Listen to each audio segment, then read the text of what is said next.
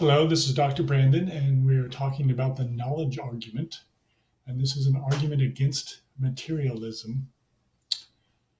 And we're going to start with some discussion of materialism and knowledge. And I'll read what I have here.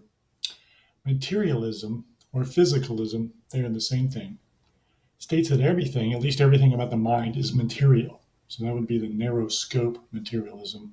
So we're just saying that the mind and everything about it is in some sense material. If materialism is true, then all knowledge is knowledge of physical facts, right? So if materialism is true and you have knowledge, then there must be knowledge about something that's material or physical. So if someone knew all the physical facts about color, then that person would know all the facts about color. So if physicalism is true or materialism is true, and you know all the physical facts about color, then you know all the facts about color. Everything there is to know about color. In other words, that person would have all the knowledge there is to have about color. In particular, a person who knows everything about color would know what red and blue look like, right? Blue and red look different. If you knew everything about color, you would know that. You would know that not only that they are different, but what they actually look like. All right, now we're going to go to the quote here from Frank Jackson. Mary is a brilliant scientist who is, for whatever reason, forced to investigate the world from a black and white room via a black and white television monitor. All you need to know is that Mary has never seen any colors, just black and white. I don't know what they do. She can't see her own eyes, her skin, whatever. Okay, just go with it. She specializes in the neurophysiology of vision and acquires, let us suppose, all the physical information there is to obtain about what goes on when we see ripe tomatoes or the sky and use terms like red, blue, and so on.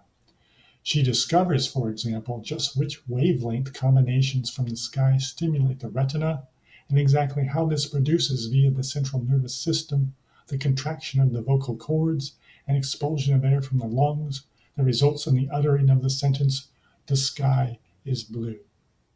So Mary knows all the physical facts about color. That's the important part here, right? She knows it all. She's been studying it her whole life, but she's never seen a single color. She does not know what blue looks like. She does not know what red looks like. She knows they're supposed to look different, but she doesn't know what each one looks like. All right. So Mary's never seen the colors, but she knows all the physical facts. Now, if materialism is true, and Mary knows all the physical facts, then she should know everything there is to know about color. And I think you can see we're going to have a problem here. What will happen when Mary is released from her black and white room or is given a color television monitor? Will she learn anything or not? It seems just obvious that she will learn something about the world and our visual experience of it. In particular, she's going to learn what red looks like and what blue looks like. All right? And that's the problem. Because if physicalism were true and everything is physical, then all knowledge about color should be knowledge about physical stuff. Mary should have already had all the knowledge there was to have about color. But apparently she didn't. She didn't know what red looked like. She didn't know what blue looked like.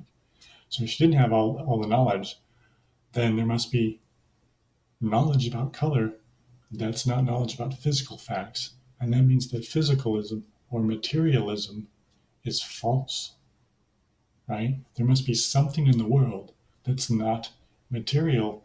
And in particular, there must be some kind of mental things going on in Mary's head, if you will, right? Or her mind that are not physical. There must be non-physical, non-material mental events.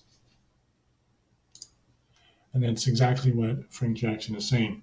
He's arguing that materialism is false and epiphenomenalism is true. Jackson believes that Mary's experiences of color are non-physical events occurring in her mind. They are epiphenomenal events that are caused by the brain, caused by physical things, but the events themselves are not physical. These events don't act on the physical world. They are really just byproducts of brain processes. So stuff's going on in her brain, stuff's going on in your brain and my brain, and we get these mental events. They're just going to pop up. They don't really do anything, but they're there. Thus, they are epiphenomenal. So that's his argument against materialism. So we're calling it the knowledge argument. Um, and he uses it to argue that materialism must be false because there must be epiphenomenal mental events.